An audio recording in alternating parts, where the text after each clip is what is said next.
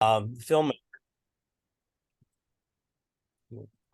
Want to thank, excuse me, starting the recording. Want to thank Jan Haaken, our filmmaker, for allowing us to show this film. And Jan, it's been great to work with you. Along with Don Safer, I'm Mike Carberry. I'm the co-chair of the nuclear free team of the Sierra Club. Don is my co-chair. He's going to be with us and during this part. Jan, if you don't know Jan, she's a psychologist, an author, and obviously a documentary filmmaker. She has a PhD from Wright Institute in Los Angeles in social and clinical psychology, a BS from the University of Washington, and an AA from Everett Community College in nursing. So quite a background you got there, Jan. Tell us a little bit about the movie, what prompted you to make it, and just give her why you're here tonight. And I've got you on mute. I think, can you hear me now? We can. Thank you. Thanks, Mike. It's wonderful to be here. That's one of the few introductions where my nursing background has been included. I'm pleased to hear that. My first career was as a nurse, and I've been interested throughout my career as a psychologist as well in health issues and health justice. And just to give you a little background on the film, it came out of the last documentary I completed with some of the same team members in 2022 called Necessity, Climate Justice, and the Thin Green Line. And I've been making documentaries now for about 20 years. They've come out of my field research and my academic work. Most of my career has been as a professor at Portland State University, and wanting to use this medium of the documentary to go outside the classroom and the forum of books and articles, and to create films that are beautiful and satisfying to watch. And I hope you all found it aesthetically pleasing to watch, as well as educational and informative. And all of my films take up controversial issues that are confusing to people and to some extent polarizing, and trying to use this medium to kind of hold a bigger picture in mind so that people can think more deeply and engage in dialogue on the issue at hand. So when we were finishing up the Necessity film, Kathy Sampson Cruz, who you saw in this film, was also featured in that project. And she had been a real champion for the fight against nuclear power for a very long time in the Northwest. Every gathering, rally, she'd say, don't forget about nuclear, because it was very much has been kind of a below the radar of a lot of the climate activist groups here and elsewhere in the country.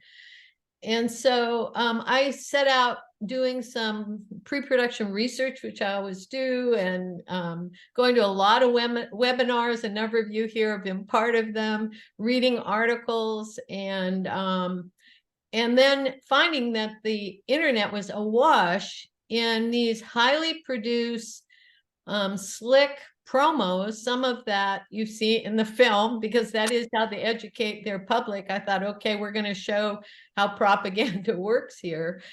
And felt like there was a need for a documentary film that really engaged people, and was something that also drew out some key controversies, because what happens with the TED Talks and various promos that I watched with particular SMR promoters, you get lost very quickly in a lot of technological claims, and you have to kind of take their word for it, you know. So I thought we need to have a film that really highlights some of the main controversies, and to particularly look at how this industry and the promoters have targeted youth.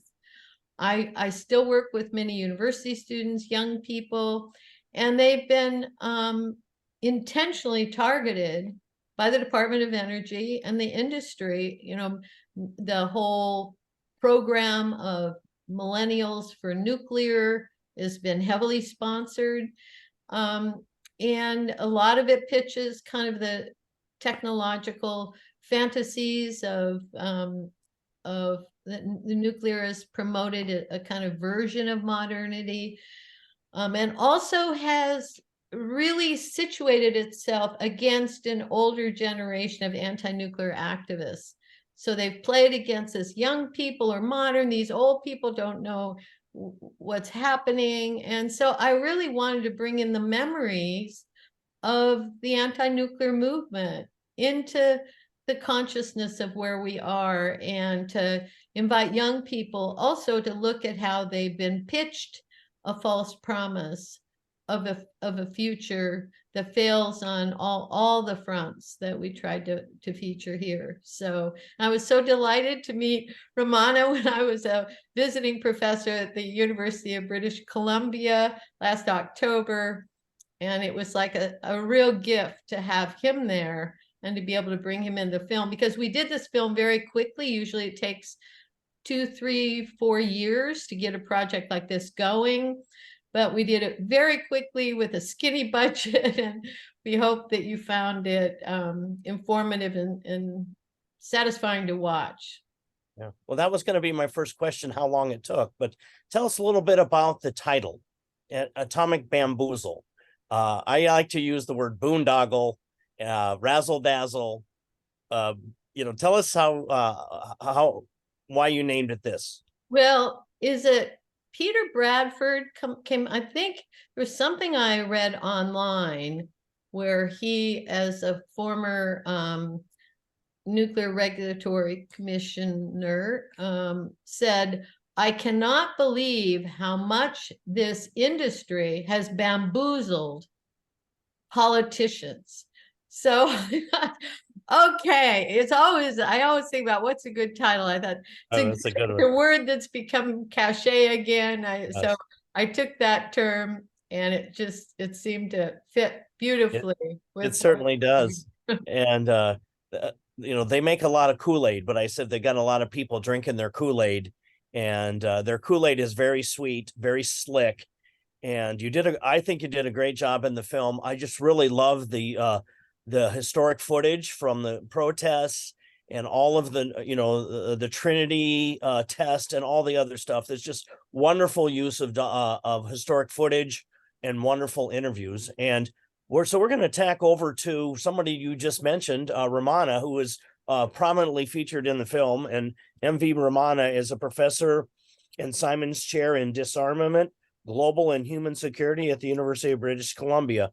And his CV is so long that if I were to read it all, we would be here a couple hours. So welcome, Romana, and tell us your thoughts on the film to begin with, and just tell us a little bit about how and why you got involved. Thank you. It was indeed a great pleasure to meet Jan. I'd seen her notice of her talk that she's going to give in Green College. And then sometime around that time, she also reached out to me, and then we really hit it off. And I think that kind of shows in the film. It was not this is not very well rehearsed or anything of that sort. It was just shot in literally one sitting, which is why I'm wearing the same hoodie the whole time. And the conversation was much longer, and I really loved the way you edit it and make me look wiser than I actually am. And as though, I can say these things quite nicely without, preparing for it. But I think you just took out all the really rambling bits. And so thank you for doing that. In terms of the film on the whole, I really liked the juxtaposition of the older Trojan nuclear reactor, what happened around that time with what's happening now, and also the juxtaposition between what the nuclear industry is putting out as propaganda and their talking points, with sort of trying to balance that out with what the factual evidence suggests. Excellent. Well, I'm going to bring in another person here to talk a little bit about facts, and that's my friend David Schlissel. And David is, let me get this right, is the director and resource planning analyst for the IEEFA, which is a mouthful, the Institute for Energy, Economics, and Financial Analysis. And David has been my go-to person on the economic costs of nuclear power and the costs of other renewable energy, opportunity costs, everything else. David, can you give us your initial thoughts on the film? I thought the film was great. And I thought that Ramana in a few minutes managed to explain some complicated circumstances in terms of the cost, that this claim that nuclear and renewables can coexist is not true. It's just a claim. And if you ramp up and down a reactor as NuScale, for example, claims they will do, they generate less power overall, and the average cost of power per megawatt hour goes up.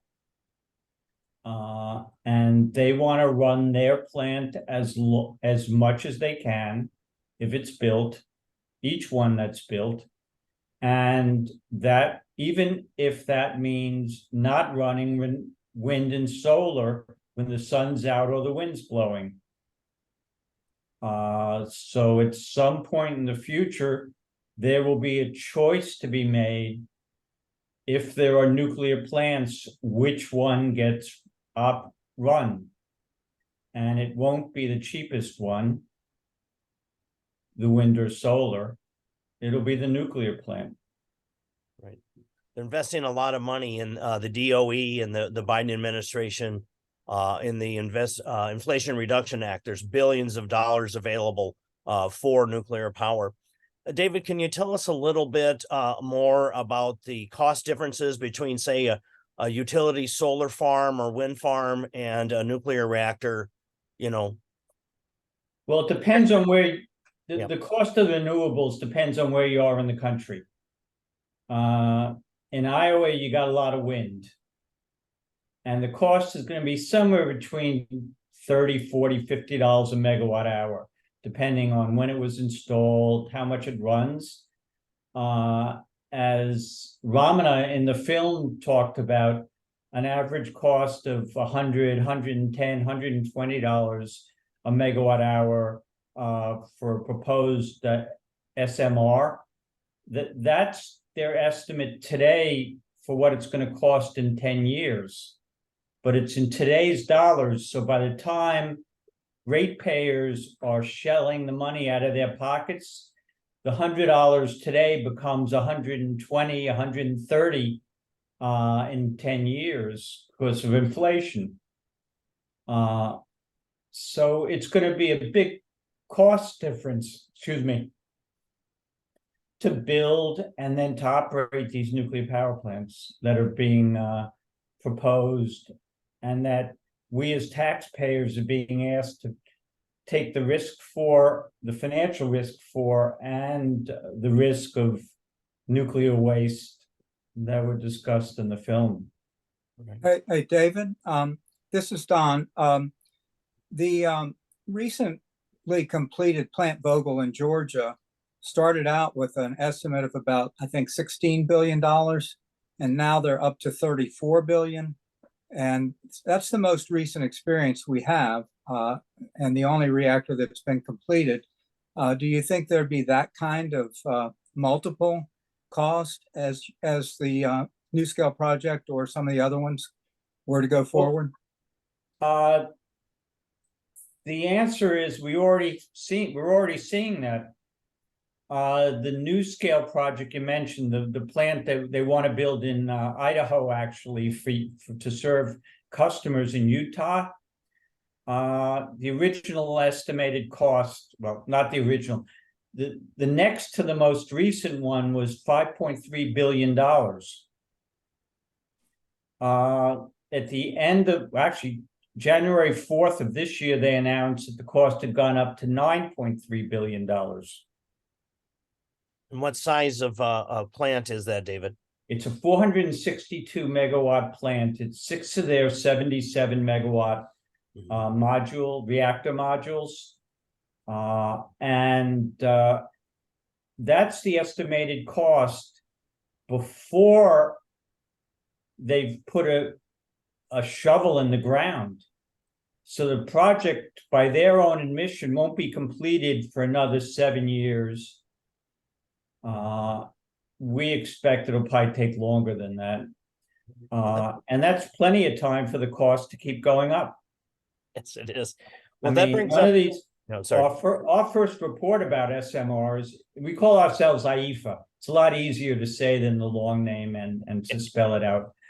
Our first report was on the new scale SMR, and the subtitle was "Too Late, Too Expensive, Too Risky, and Too Uncertain." And in those 8 words, we summed up what's involved with the nuclear industry and what's always been involved with the nuclear industry. The story they hyped in the 60s and 70s was, oh, we got to build bigger reactors because they're going to be much less expensive to build.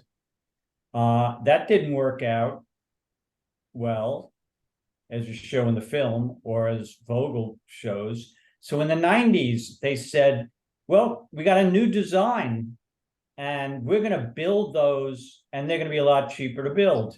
Well, we got Vogel, most expensive nuclear plant probably in the world. So they come back and say, guess what? We've got a new design, SMRs. And because they're smaller, they're going to be cheaper to build. So what Ramana said in the movie was absolutely totally correct. They lose the economies of scale from building bigger reactors, now claim, hey, we're going to get economies of scale by building a lot of smaller ones. And they claim we're going to build it in a factory and take it to the site and install it. Well, NuScale was asked, where's your factory? And they said, well, we really don't have one yet. Well, where's it going to be? We don't know. They're trying to sell reactors all around the world. They go to Romania and they say, hey, we're going to put a factory here. They go to Idaho and they say, well, maybe we'll put a reactor there. And they're just trying to seduce people, for want of a better word, into supporting them with money. Yeah. Based on what you just said, I've always liked to call these SMRs, I call them unicorn reactors, because you're just as likely to see a unicorn in the wild as you are an SMR. You had mentioned time a couple times. Can I jump in just 1 second to, Oh, sure. to Sure, add Ramana, something please. to what David said? You know, the cost increase that NuScale has already experienced. One should remember 2 things about it. One is that this is before not just construction start, but even before the Nuclear Regulatory Commission has signed off on constructing the plant, the latest design, which is a 77 megawatt design. And the NRC has raised a lot of questions about the safety of the reactor. And so it's quite likely that the design will have to be modified in order to accommodate or in order to deal with the concerns that the NRC has raised. And so the cost is probably going to go up even before the construction start. And the second thing to note is that in the case of the AP1000 reactor, that was, the Vogel plant, that went up from $14 billion to around $30 to $35 billion after construction start.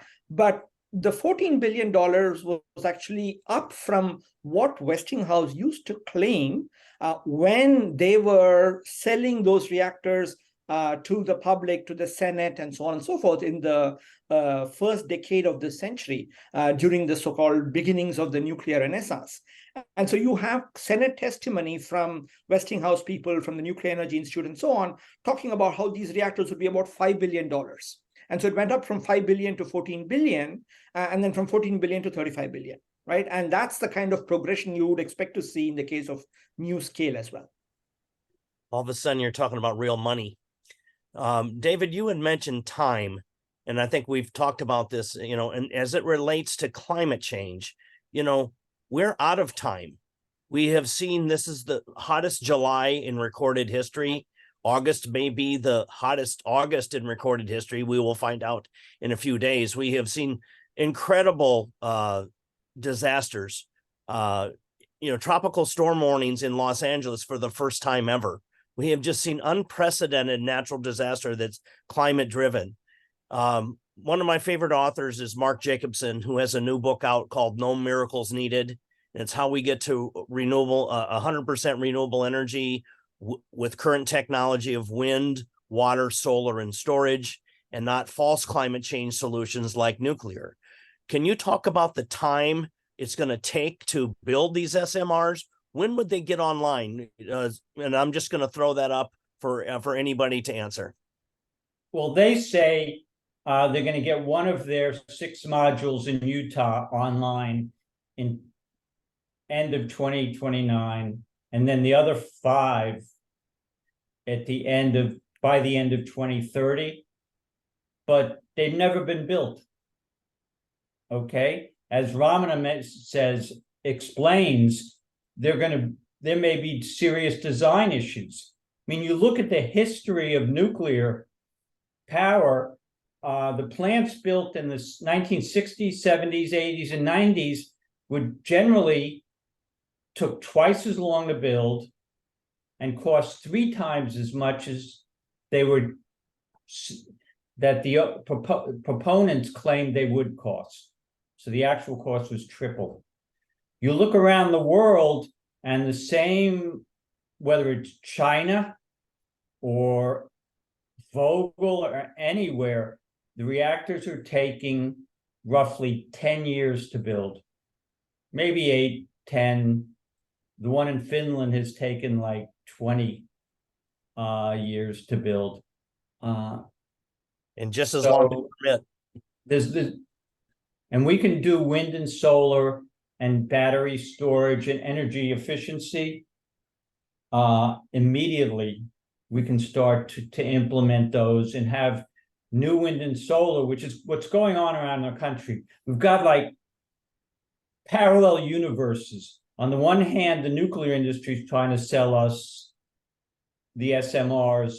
On the other hand, the wind and solar industries are putting steel in the ground, tremendous amounts of capacity from those renewable resources, and same with battery storage. Can I step in on that point as well? I've been following these promotionals now. I hear some of them in my sleep, and their ads in my sleep haunt me. But the one that seems to resonate the most with young people is their mantra that we just have to throw everything we have at it. We have to throw all the tools in our toolbox at it. And so young people say, yeah, why not? Just let everybody have a shot at it. And I think Ramana addressed that so succinctly in the film, that there are opportunity costs that are lost. You cannot just throw everything you have. In fact, I've done films in war zones. No military commander would say, just throw everything at the problem. You have to be strategic and think about your resources. And I don't know if, Ramana, you could speak to that point, because it's something I hear over and over from young people saying, you throw everything we have at it. Yeah. I mean, you're absolutely right. I think, we have to compare 3 things. You have to compare how much carbon is released when you generate electricity. You have to compare how much it costs to produce that power. And you have to compare how long it takes to set up one of these things. And unfortunately, on 2 of those, nuclear fails pretty badly, right? It's very expensive and it takes a long time to build one of these things. And so if you think about it from purely the argument that we need to act on climate very fast, there's every reason to not fund nuclear, because all that money is basically an opportunity cost. Great. Yeah, if I could just make one comment. I believe the guy's name was von Clausewitz, a military historian, who said, if you try to defend everywhere, you defend nowhere. And I think that the policy of the US since before the Obama administration has been, oh, we got to do everything. We got to build hydrogen, produce it from fossil fuels. We've got to do nuclear. We've got to do wind, solar, and This is even the David, US can't afford to do all of this at the same time. it's a lifeline. A lot of these false climate change solutions are lifelines to utility companies and fossil fuel industries. I think Absolutely. we've covered pretty well the costs, the opportunity costs. Let's move on to waste. The waste issue. It was mentioned in the film that these SMRs will produce more waste per unit of electricity. Can you talk about that, Ramana? And then let's talk about just this general waste issue that we have. Got no place to put it. Yeah. So all else being equal, a smaller reactor will produce more waste simply because of how physics operates. That when you have a smaller reactor, the surface area to volume ratio is higher, which means more neutrons will escape. And if you want to try to conserve the number of neutrons, you'll have to add some kind of a shielding which will reflect the neutrons back, and that is going to become part of the radioactive waste that you produce. And so all else being equal, if you take two reactors, one just being larger than the other, on a per unit of electricity generated basis, a smaller reactor will generate more, right? And we have this problem that many of these newer small modular reactors, you should remember the small modular reactors is a kind of catch-all term. All kinds of reactors can fall under that. And some of them are, as I mentioned in the film, using materials that are going to be very difficult to deal with at a chemical level, molten sodium and salts and so on and so forth. And so all of them will require extensive pre-processing, and those things have not often been successful. The Department of Energy is still trying to deal with the molten salt reactor experiment that ran in the Oak Ridge National Laboratory from 1965 to 1969. They still haven't dealt with all the waste that was produced. So it's not by any means a solved problem, and trying to add more of that is not going to. I think it's a illustration of how the old adage, or it's a sort of should remind you of the old adage about when you're in a hole, the first thing you should do is to stop digging. Yes, exactly. What about the claims that some of these new so-called advanced reactors can use old waste, what the industry calls spent fuel, but the highly irradiated used fuel to power their reactors? Yeah, that's a great question. So yes, there are reactors that can quote unquote use old waste. What that really means is that they are going to be using the plutonium that is generated, because only uranium-235 and plutonium-239 are the two fundamental fissile materials. Uranium-233, if you want to add a thorium component to this. What are basically a fast neutron reactor, which is what those reactors which are claiming to use waste are essentially. In fast neutron reactors, you can reduce the amount of waste. However, there are two challenges there. The first is that when you go to the fast neutron spectrum, I'm sorry, I'm going to talk about it in a slightly technical way, and I'm happy to explain it, but given the number of questions, I'm going to be brief about it. In a fast neutron reactor, because you're operating in the high energy spectrum, the probability that a neutron will hit another nucleus and trigger fission is lower, which means that you have to pack the core of such reactors much more tightly. There's much more higher concentration of fissile material in that, which then leads to safety problems. Fast neutron reactors, sodium-cooled fast neutron reactors especially, are susceptible to certain kinds of what are called core disruptive accidents, which do not afflict light water reactors. And because of the higher concentration of fissile material, you're going to contribute to the risk of nuclear weapons proliferation, because you have to use plutonium as fuel or uranium that's enriched to much higher levels. So there is no free lunch. If you want to try and deal with the waste problem, you're going to make some of the other problems worse. That brings up, you mentioned a little bit about the weapons, and the proliferation was covered in the film a little bit. We had a wonderful movie, a documentary called Oppenheimer that came out, the history of the atomic bomb. And I thought they missed a great opportunity to link, nuclear warfare with atomic energy. People want to discuss the linkage there and how you can't have one without the other? Yeah, I'll say a little bit. I think, yes, Oppenheimer, I wouldn't call it a documentary, but I'm sorry. there was sort of, multiple storylines there. I have lots of thoughts about the movie, but I'm not going to give you a review here. Okay. I was going to point out that Oppenheimer was often used to say things which are very true then and now, but they are but they are not so heard often now. And I'm going to quote something that he did say in 1946, soon after the destruction of Hiroshima and Nagasaki. There was some discussion about a future treaty that would have international control over nuclear technology. And Oppenheimer said, we know very well what we would do if we signed such a convention. We would not make atomic weapons, at least not to start with, but we would build enormous plants, and we would design these plants in such a way that they could be converted with the maximum ease and the minimum time delay to the production of atomic weapons, saying this is just in case somebody two times us.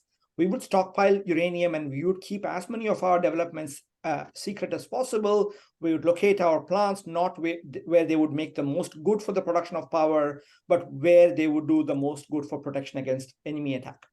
The basic point he is trying to make is that the two technologies, nuclear, whether to produce nuclear energy or nuclear weapons, are deeply connected, right? So Oppenheimer at his time was primarily talking about the technical connection. The fact, I think I mentioned in the movie that, all reactors produce plutonium and many of them use enriched uranium, and those technologies are usable. But there are also two other connections that were not so apparent to Oppenheimer at his time. The first, which should have been apparent to him, is that the same people who are trained to make nuclear reactors and design them and make the fuel for them and so on, are also implicitly getting training to make nuclear weapons, right? It requires plutonium metallurgy, and it requires, understanding of nuclear physics and so on and so forth. So there's a people connection. And there's a third connection, which, Oppenheimer may not have realized at that point, which is an institutional connection. When countries set up nuclear programs, they typically will start with some kind of a Department of Atomic Energy, or, in the case of the United States, it was called the Atomic Energy Commission. These institutions are automatically linked with both nuclear weapons and nuclear energy, right? They may be set up for the purpose of making nuclear energy, but they also realize that they get the capacity, and with that capacity comes political power. This is the story one can learn from the case of India, which is one of the early countries to set up a nuclear program way back in 1948.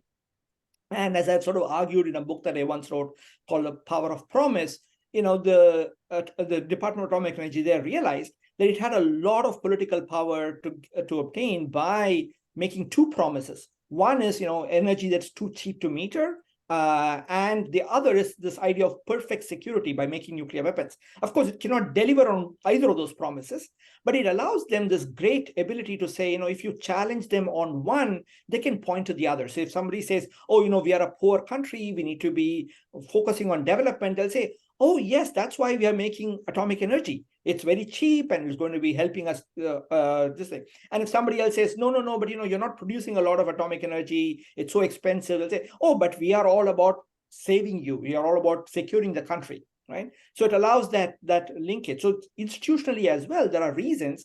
And you see that in the United States. So when Ernie Moniz stepped down from being Obama's energy secretary, one of the first reports he writes is making the case to the Trump administration that they need to be supporting nuclear power because it's a national security imperative, right? And they talk about all these connections, right?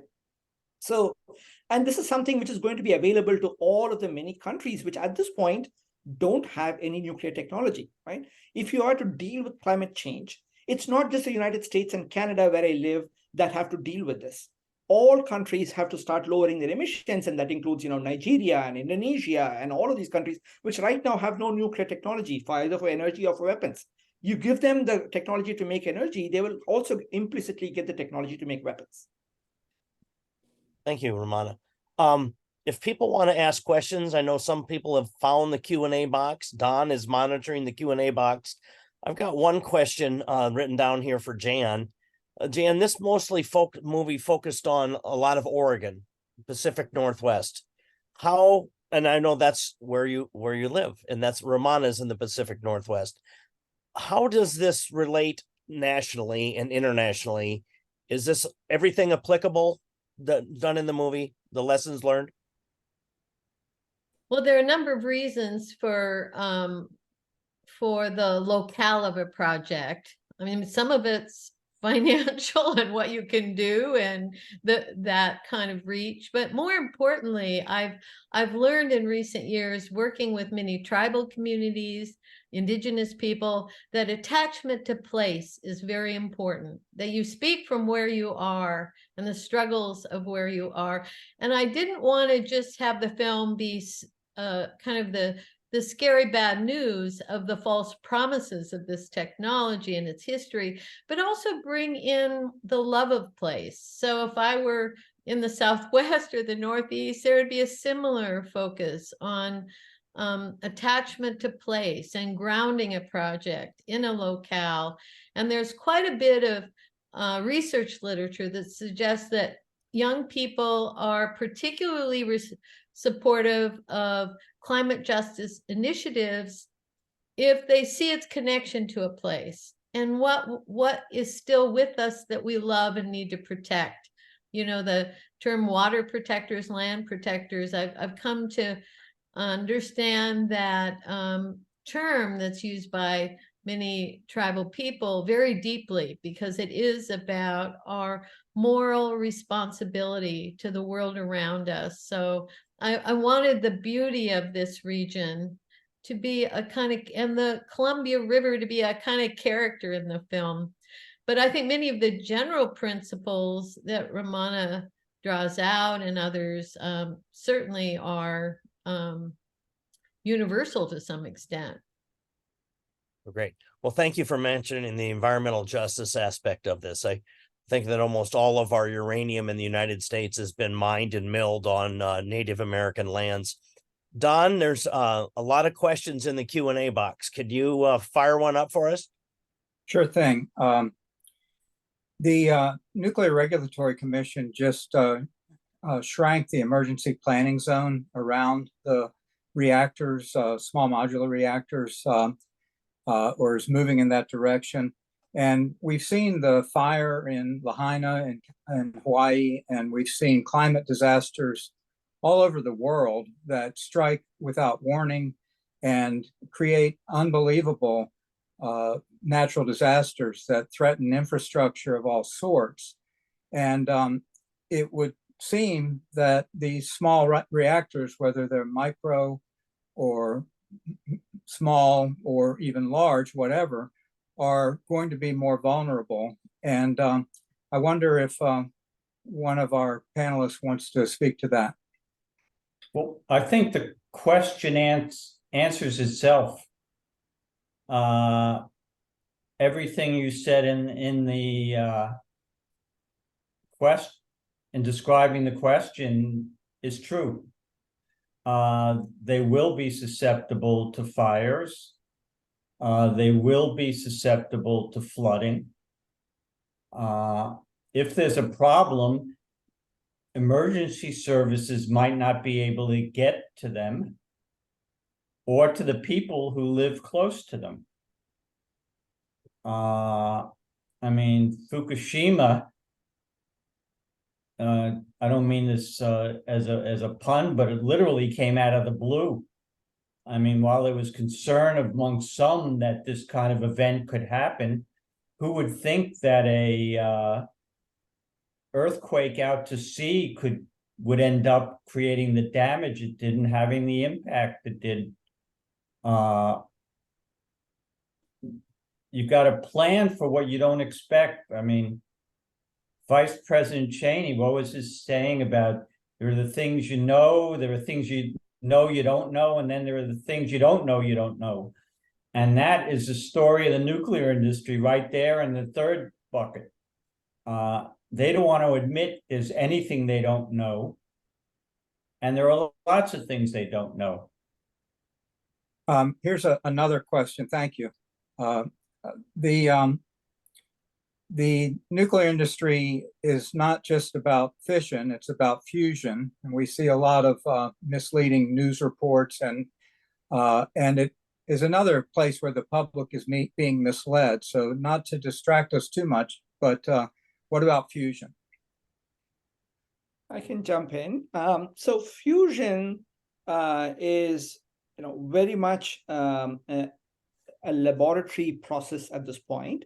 And there are three big challenges before we can even talk about using that to deal with the climate problem.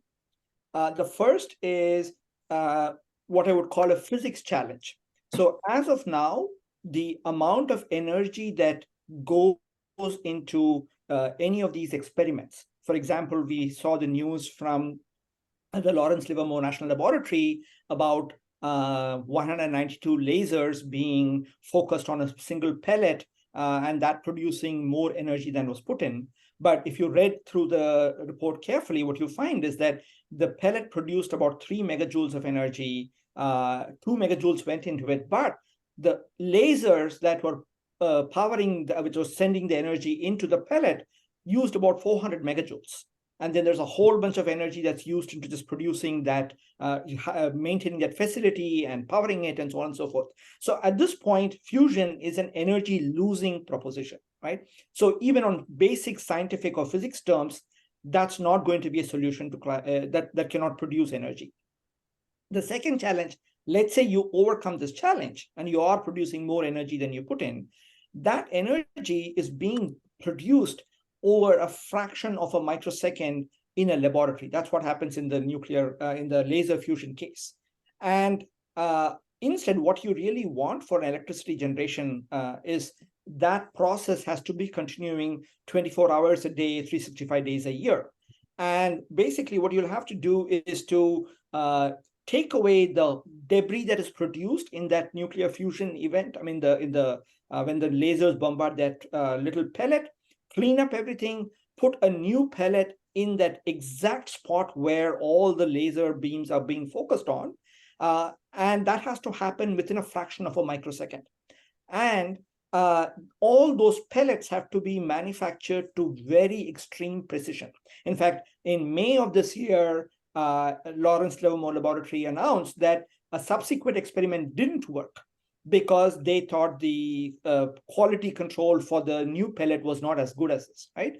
And that kind of manufacturing itself is so expensive that this brings me to the third problem, which is that even if you could solve the engineering problem as well, the cost of doing that is going to be so high that there is very, very unlikely that it is going to be economically competitive with other ways of generating electricity, right?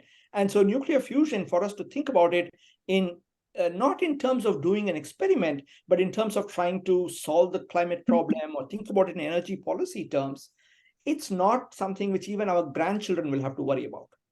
It's nobody who's alive today is probably going to be able to see that happen, if anybody is going to be. Thank you. The next question was the carbon. We hear a lot from the industry about how nuclear energy is clean energy and it's carbon-free energy. I think most of us on this call know there's a carbon footprint. And there's a lot of different ideas, but is there a generalized number that we can use in discussing the carbon footprint of nuclear? I'm not aware of one. It's very plant and location specific. But I think that while acknowledging that the amount of carbon emitted by a nuclear power plant is not the same as a gas plant or a coal plant, the waste is going to, radioactive waste is going to be around for 100,000 years longer. So our choice doesn't have to be and shouldn't be today between those three options. I mean, there are claims by the nuclear industry. You saw where the head of NewScale, who actually has been selling his stock in his own company lately, but that's a different story, is complaining about the footprint of wind. Firstly, it's not as big as he claimed it was, but it also doesn't produce waste that's going to be around for 100,000 years. A quick, I mean, I'm sort of I take a slightly unpopular position, which is to say that I think we should think about nuclear power as a low carbon option, just the same as wind and solar, because in all those cases, manufacturing the facility that's going to generate the energy is going to use fossil fuels. And that's a function of the fact that we live in a fossil fuel economy. And anything we do in this world requires the use of fossil fuels, right?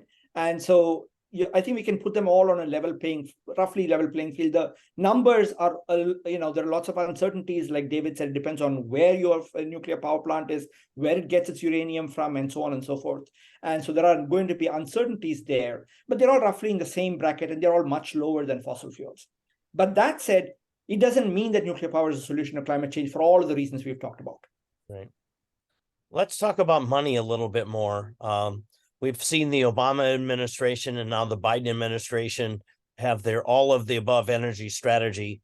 We see that the Democratic Party is really no different than the Republican Party on nuclear power. David, have you tracked campaign contributions to our federal elected officials? Is that something that AIFA does? Or no, we don't look at that. But I think all you have to do is just know the history of the industry. I'm sure there are contributions going to Democrats and Republicans, both from not only the nuclear industry, from the oil and gas and coal industries. I mean, they all want to survive and keep making the big bucks. So, of course, they're whining and dining congressmen and women. So they're making a killing out of killing us, so to speak. Out of killing the planet. Yeah, exactly. Can I throw in a comment as a psychologist? Absolutely. Mary Douglas, anthropologist, wrote this classic book called Purity and Danger. And she talks about how many societies use the boundary of dirty and clean as a way of managing other kinds of social boundaries. The people who are oppressed seen as dirty, the dominant group seen as clean. And I think that's part of the seductiveness of this industry and how they've used the clean, dirty boundary to hide their own dirt and to wrap themselves in the propaganda of clean over against coal, gas, and the dirty industries. And I think also part of their brand is to have laboratory settings with scientists looking very clean.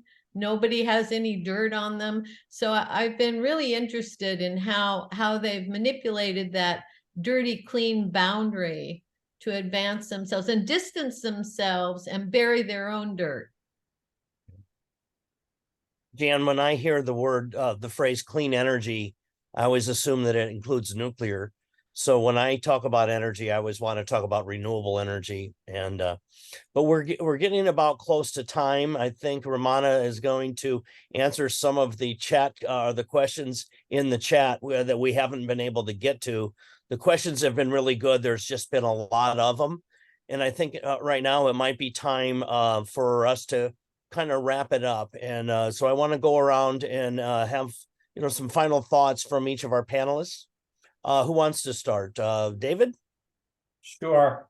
I want to thank everyone who worked on making this movie. I think it was great. I just think it's a wonderful tool. I wouldn't worry about young people much falling for the line from nuclear.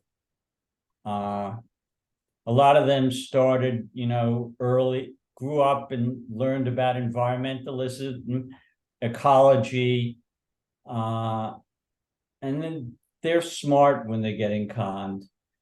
I think it's probably people in their 50s and those of us who passed the 50s a while ago that we have to be concerned about. Very good. Thank you. Ramana? I think we've said a lot. I would just come back to thinking about this in nuclear power when it comes to climate change, in terms of asking two questions. One is a nuclear powered solution to climate change desirable? And we've talked a lot about the waste, about this accident possibilities and the linkage to nuclear weapons. And I personally come to the conclusion that it's not a desirable solution. There are others who might disagree with me, who might think the climate crisis is such a great thing, that so grave that that's what we should be focusing on. I don't think that's the case. But then you have to ask the second question: is it feasible to solve climate change with nuclear power? And there, I think the evidence points very strongly the other way, that the costs are so high, the time is so great. And last but not least, something that we didn't talk about, which is the fact that if you look at who is pushing for nuclear power and who's building nuclear power plants, these are very much companies and concerns that companies and corporations that are also involved in the fossil fuel business. All of the utilities that own nuclear plants in the United States also own large fossil fuel interests, natural gas or coal or both. And so they are not interested in rapid climate action in any ways, right? So that's a sort of a political economic reason for why I don't think nuclear power is a feasible solution to climate change. And I think what is bad about what's happening right now is that you probably are going to get the worst of both worlds. We will not solve climate change if by solving climate change, you are going to meet one of these targets for 1.5 degrees Celsius or even 2 degrees Celsius within a certain time frame. And we will also build a bunch of plants which can melt down, which can produce radioactive waste, and on some really bad day might also be leading to nuclear war. That's the worst of both worlds that can possibly happen if we pursue this. Well, thank you. Jan, final thoughts? Well, part of the vision of the film also is to include resistance or opposition to nuclear power into climate justice and then bring it into the climate justice movement, have conversations about the multiple threats to our survival. And it's not just gas, coal, or oil, but there are many of these industries that are extractive, destructive, and threaten the survival of our children and far beyond into the future. So I'm hoping that the film contributes in some way to that larger vision of what we need to reach for, and gather up among activists who care deeply, young people, about the climate crisis, and to hopefully share the film in your communities. Let us know, let me know, or you can go to our website, atomicbamboozle.com, and request a screening. And we really see this film as an activist project that is shown in settings where then people can have conversations and discussions like we've had today. So it's very gratifying to be here and part of this event tonight. And thank you, Mike, for kind of driving this forward. You're welcome. Janice, I think there's a request to say the email or the website again. Yes, we will be, the recording is, this is being recorded. We will have a email follow-up here within a couple days. We'll get you the link to the discussion. You can share that. Let's hear some final thoughts from Don Safer. Don? Yeah, thank you, Mike. I wanted to thank you for all your efforts on this. You've done a lot of the heavy lifting, and thank Jan, of course, and our two panelists. I also wanted to thank the Iowa chapter for sponsoring this, and give a heads up to all the people watching that if you feel so moved, you can send a donation to the Iowa chapter to help the cost of this, and I'm sure that would be appreciated. And I also wanted to remind everybody about the resolution in the Council of Club Leaders that's coming up. And if you are a Sierra Club member, to contact your CCL delegate and or your executive committee, your ex-com of your chapter, and make sure they vote for this particular resolution. And we're trying to really ramp up the efforts of the Sierra Club in opposing so thanks to everybody. Thank you, Don. And I want to go and thank a bunch of people too. Of course, Jan, brilliant film. Thank you so much. This is a really great educational tool. I'm so glad you did this. I'm so glad we're able to use this film. I have been a professional environmental advocate for 25 years. My favorite thing is to use a documentary like this to educate people and then discuss. I think our job as environmentalists is really about education. Also like to thank David and Romana for being our panelists. Like to thank Don Safer and the whole team, the Nuclear Free team, for all their support. The Iowa chapter, the Oregon chapter of the Sierra Club has provided a lot of the back end for this, and I thank them profusely. That would be people like Deborah Higbee, Brooke Kohlberg, Nathan Varner, and of course you for turning in. Nuclear power is not a climate solution. It's dirty, it's dangerous, it's expensive. I like to quote a couple of famous people you may have heard of. Amory Lovins says that nuclear power is the most dangerous and expensive way mankind has ever thought of to boil water, and which is very true if you think about it. And also Bill McKibben, and he's not normally very outspoken on nuclear power, but I was able to spend an afternoon with him one day, and we were talking about nuclear power, and he said, Mike, nuclear power is like burning $100 bills for energy. And it really, really is. It's just so expensive. We have the technology of wind, water, solar, and storage. We have it now. We need to use it now, and we need to not fall for these false climate solutions. We should not fall for this atomic boondoggle and be bamboozled or drink the Kool-Aid. You have the tools you need to re-educate your folks, your people in your chapter, your family, friends, and coworkers. That's the education piece that we're in, is to make sure that you've taken what you've learned tonight and pass that along. So again, thanks everybody for joining us. This has been such a wonderful evening. I'm just my heart is full. I think we can do this, and I'm very hopeful and thankful for this entire evening. Thank you very much, and have a great evening. Bye, everyone. Thank you so much.